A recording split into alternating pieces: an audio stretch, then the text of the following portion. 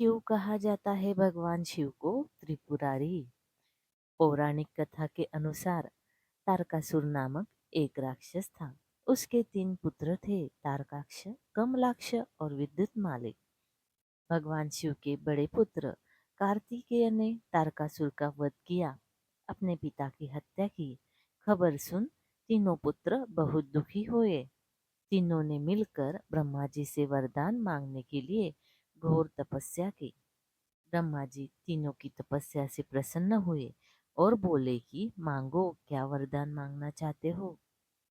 तीनों ने ब्रह्मा जी से अमर होने का वरदान मांगा, लेकिन ब्रह्मा जी ने उन्हें इसके अलावा कोई दूसरा वरदान मांगने को कहा।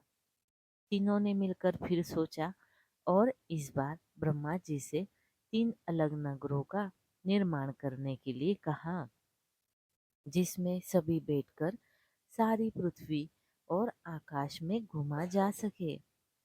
1000 साल बाद जब हम मिले और हम तीनों एक नगर मिलकर एक हो जाए, और जो देवता तीनों नगरों को एक ही बाण से नष्ट करने की क्षमता रखता है, वही हमारी मृत्यु का कारण हो।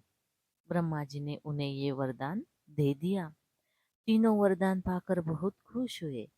ब्रह्मा जी के कहने पर मयदानव ने उनके लिए 3 नगरों का निर्माण किया। तारकाक्ष के लिए सोने का, कमलाक्ष के लिए चांदी का और विद्युत माली के लिए लोहे का नगर बनाया गया।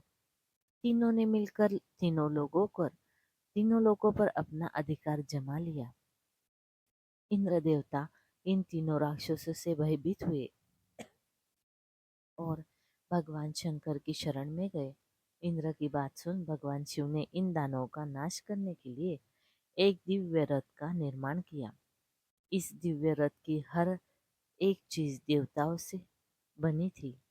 चंद्रमा और सूरज के पहिए बने, इंद्र, वरुण, यम और कुबेर रथ के 4 घोड़े बने। हिमालय धनुष्य बने और शेषनाग प्रत्यंचा बने। भगवान शिव खुद बाण बने और बाण की नोक पर बने इन अग्निदेव। इस दिव्य रथ पर सवार हुए भगवान शिव, भगवान ने से बने इस रथ और तीनों भाइयों के बीच भयंकर युद्ध हुआ। जैसे ही ये तीनों रथ एक सिद्ध में आए, भगवान शिव ने बाण छोड़ तीनों का नाश कर दिया। इसी वध के बाद भगवान शिव को त्रिपुरारी कहा जाने लगा।